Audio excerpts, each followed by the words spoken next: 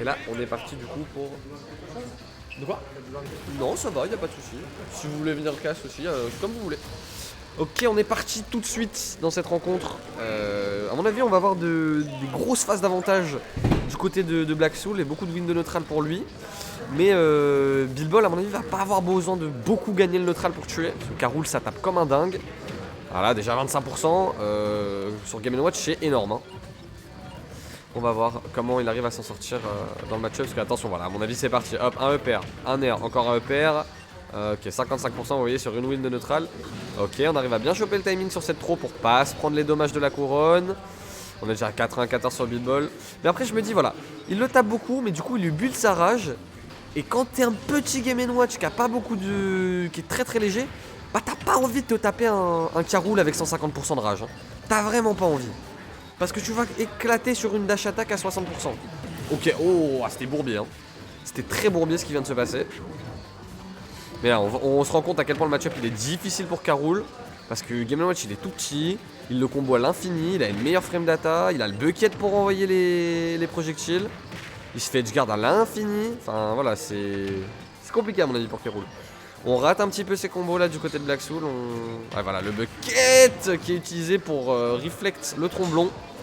Attention, va falloir punir ça. Non, ça sera pas puni. Mais c'est tellement dur aussi de punir les trucs de Game & Watch avec ces animations en 2 frames là. Enfin, en frame by frame, c'est trop bizarre. Tu sais jamais quand tu peux punir le tromblon qui tuera pas. Et ça, attention, voilà, c'était bizarre l'interaction. Super bizarre avec le bucket. Dash attack qui va tuer across the stage à 150. Vous voyez, donc comme quoi ça va tuer très très vite aussi. Ok, on rate le grab du côté de Bilbol. C'est pas caractéristique de lui, mais ça arrive. C'est pas grave. On tente les petites shield pré. Waouh, ouais, d'accord. Il nous a fait un walk-up chair. Attention, le retour de la couronne. On met des bons dégâts, 42%. Et on n'oublie pas, attention, 60%.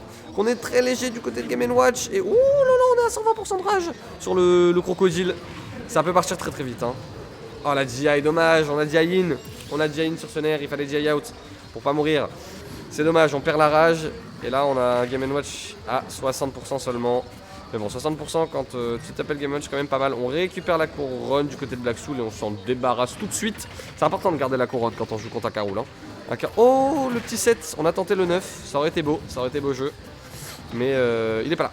Il est pas là. Oh, c'est setup du côté de Karoul.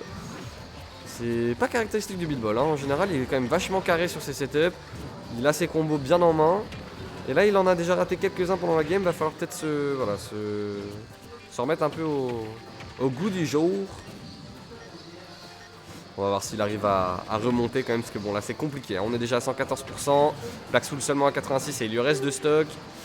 Après, ça peut partir. Hein. Vraiment, on a vu maintes et maintes fois Bilbol faire des comebacks de fou. C'est jamais fini avec Karoul. Hein. Voilà, déjà, on prend cette stock. Très bien, beau upper en lèche trap. On va avoir un 124%.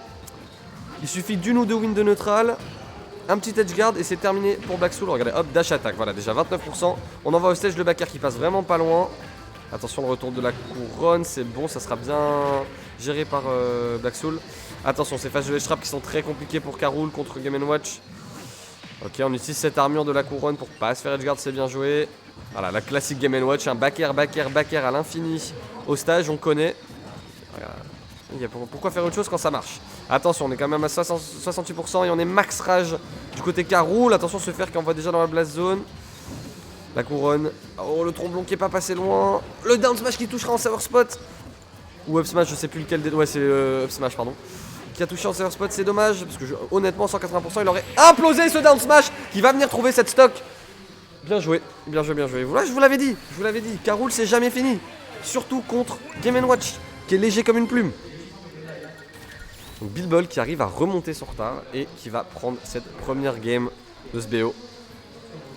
Un petit peu frustré je pense du côté de Black Soul parce que ouais, il avait quand même la game bien en main.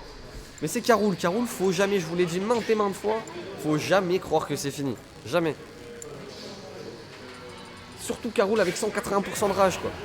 T'as pas envie de paniquer contre lui parce qu'il va voir ta panique et boum, il t'allume. Et c'est terminé après. Donc on repart sur SBF. Avec la même musique, en plus, petite musique de Tekken, on est bien, on est au calme.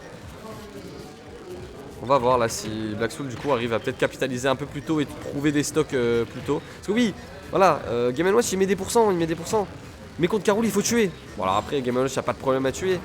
Mais voilà, si tu mets que des EPR et que des nerfs à l'infini. Ok, beau contre là du côté de Bilbol. Pour pas prendre trop cher sur ce renvoi de couronne. Et c'est bien joué.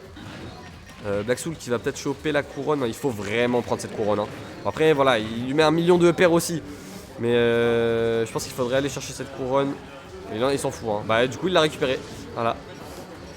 Il l'a récupéré. Bon, après, il a quand même mis 125% là, sur quasiment une seule phase d'avantage. Mais voilà, c'est ce que je disais. Il va lui mettre des pourcents, il va lui mettre des combos à l'infini parce que Caroul est un gros porc et voilà. Mais du coup, il lui build sa rage. Et regardez, on a failli mourir d'une back 3 à 60%. Donc tu vois, vraiment, il peut gagner le neutral plein de fois. Mais s'il n'arrive pas à trouver les stocks tôt sur des edge guards, et bah du coup, voilà, on se retrouve avec un croco qui est full rage.